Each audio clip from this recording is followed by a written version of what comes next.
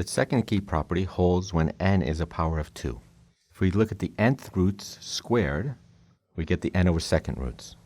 So if we take the jth of the nth roots, so omega sub n to the jth power, and we square it, so in polar we're taking the point 1 comma 2 pi over n times j squared.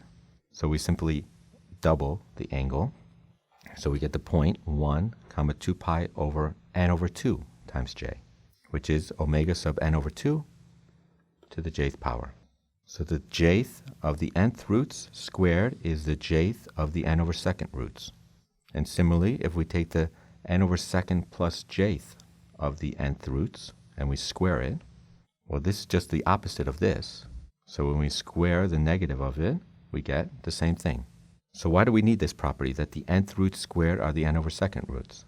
Well, we're going to take this polynomial a of x and we want to evaluate it at the nth roots.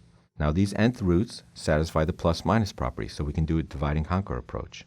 But then what do we need? We need to evaluate a even and a odd at the square of these nth roots, which will be the n over second roots.